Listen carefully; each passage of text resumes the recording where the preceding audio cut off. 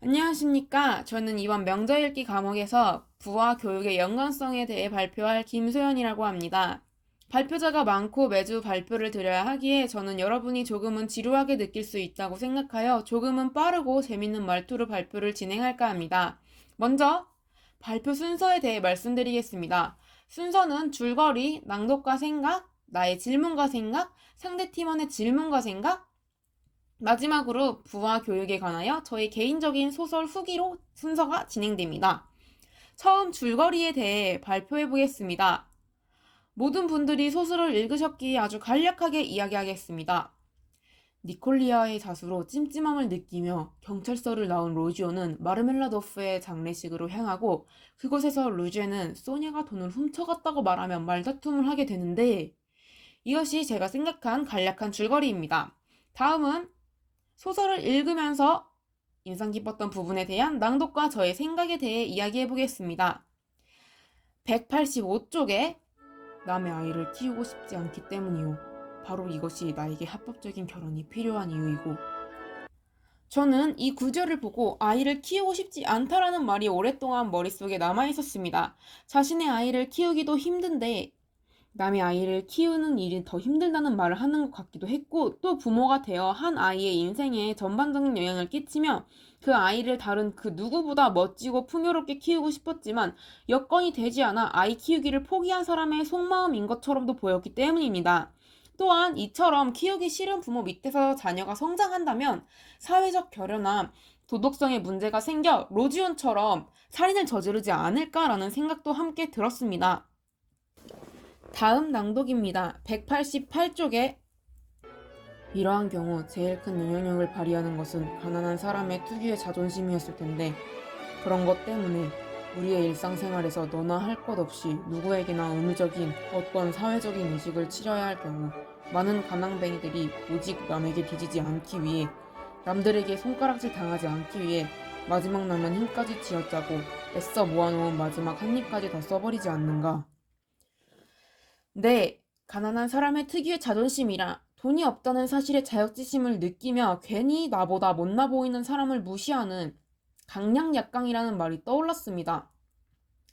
가난한 사람들이 남을 의식해서라도 돈을 쓰는 것과 사람들을 소위 말하는 급이라는 말로 구분짓는 그러한 사회가 만들어진 것은 점점 빈부격차처럼 차이가 나는 삶 때문이지 않을까라는 생각도 들었습니다. 다음은 제가 저에게 하는 질문과 답변의 시간입니다. 질문은 로시오는 이때까지 자신이 범인이라고 밝힐 수 있는 상황이 있었는데 왜 니콜리아의 자수를 듣고만 있었던 것일까? 이에 대한 저의 답변은 로지온이 자수를 한다면 사람들로부터 돈도 없어서 전당포 노인을 죽였다는 손가락질을 받을까봐 두려웠던 것 아닐까? 제가 낭독한 문장 중에 가난한 사람들은 오직 남에게 뒤지지 않기 위해 남들에게 손가락질 받지 않기 위해 애써 모아놓은 마지막 한 입까지 다 써버린다라는 내용이 있었습니다. 로지오는 가난한 사람이기에 자수를 하지 않았고 또 남은 돈을 마르멜라도프의 장례식에 쓰라고 모두 줘버린 것도 같은 이유라고 생각합니다. 다음은 상대 팀원의 질문과 그에 대한 저의 답변 시간입니다. 저의 상대 팀원은 정가희 학우님입니다. 안녕하세요. 명절기 수강생 정가희입니다. 10주차 재와벌 내용에서의 두 가지 질문을 하겠습니다. 먼저 첫 번째 질문은 180쪽에 묘사된 내용 중에서 왜 소피아 세뮤노브나는 뾰트르 페트로비치의 돈을 쳐다보는 것을 신뢰라고 생각한 것일까?입니다. 이에 대한 저의 답변은 소설 속 소냐는 자신의 몸을 팔아서 가족의 생계를 유지해야 할 만큼 빈곤한 인물입니다. 반대로 페트로비치는 판사라는 직업을 가졌으며 소냐와는 상반되는 삶을 살고 있는 인물입니다. 어찌 보면 소냐가 돈을 쳐다보는 것은 당연한 것이라고 생각했지만 아마 소냐는 자신이 돈을 쳐다보면 페트로비치의 부를 부러워하며 시세 많은 사람으로만 보일까봐 신뢰라는 표현을 쓴 것만 같았습니다. 마치 돈 없는 자의 마지막 자존심처럼요. 다음 질문입니다. 두 번째 질문은 184쪽의 내용에서 안드레이 세뮤노비치는 비록 그 행위가 사회적으로는 오류를 범하는 것일지라도 그럼에도 존경받을 가치가 있습니다. 라고 말하는데 이 말에 동의하는가입니다. 질문에 대한 저의 생각은 저는 사회적 오류를 범하는 행위여도 존경받을 가치가 있다고 생각합니다. 왜냐하면 사회적 오류가 있더라도 개인은 이미 사회적 지위와 부를 축적하고 있다면 존경하고 존경받을 수 있다고 생각하기 때문입니다. 한 번의 사회적 오류를 범해도 지난날의 행동과 그의 소유물인 재산과 직위는 존경하고 존경받는다는 말에 동의합니다. 마지막으로 제가 바라본 소설 후기를 부와 교육의 연관성에 대해 발표해 보겠습니다. 사실 저는 이 소설을 이번 수업을 통해 처음 읽어보았습니다. 그래서 처음에는 돈이 없는 주인공에 대한 사회적 차별과 반항의 이야기인 줄 알았습니다. 그 후 수업을 들으면서 소설은 신과 영접의 주제라는 것을 알게 되었지만 저는 제가 처음에 생각한 돈이 없다라는 부에 초점을 맞추어 소설을 계속해서 읽어 나갔습니다. 그러면서 집중했던 것이 로지온과 로지온의 어머니의 관계였습니다. 단순한 모자 관계가 아닌 좀 더 심오한 관계로 바라보게 되었습니다. 여러분은 혹시 인터넷 뉴스를 보면서 이러한 기사를 본 적이 있으신가요? 저는 한 달에 한 번 정도는 이와 같은 부의 세습이라는 주제의 기사를 읽고 있습니다.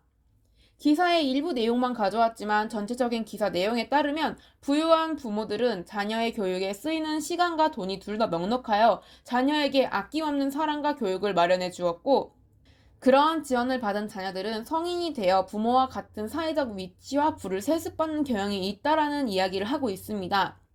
또한 저는 핸드폰을 만지면서 이러한 글도 본 적이 있습니다. 가난하면 아이들의 선택지가 줄어들어 취향이 빈곤해질 수밖에 없다라는 말, 저는 이 글을 본 후 로지온과 프레리아가 떠올랐습니다.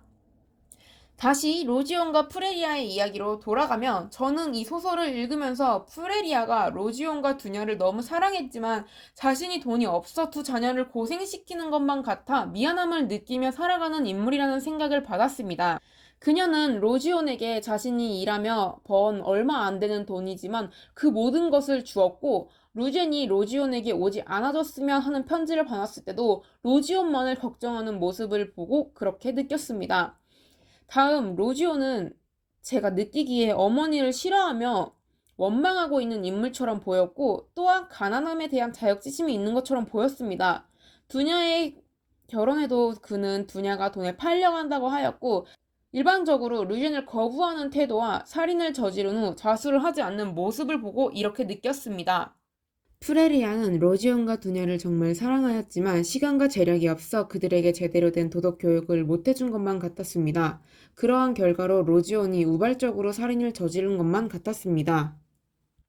바로 이런 상황이 부모의 시간과 부의 부족으로 자녀가 제대로 된 인성 도덕 교육을 받지 못해 발생한 제일 극단적인 상황이 아닐까요? 가난한 가정의 부모는 자녀를 키우기 위해 돈을 버는데 시간을 전부 사용하였고, 가난한 가족의 자녀는 자신에게 시간을 내주지 않는 부모를 원망하는 삶, 아마 이 굴레는 계속해서 대물림 될 것입니다. 소설에서는 이런 굴레는 대물림 되었지만, 그렇지만 저는 만약 로지온이 부유한 집의 자녀로 태어났다면 어땠을까라는 가정을 해보았습니다. 정말 로지온이 부유한 가정에서 태어나 프레리아가 로지온의 교육에 많은 시간과 돈을 투자했다면 저는 아마 로지온이 살인을 저지르지 않았을 거라고 생각합니다. 여러분의 의견은 어떠신가요? 이상 발표를 마치겠습니다. 감사합니다.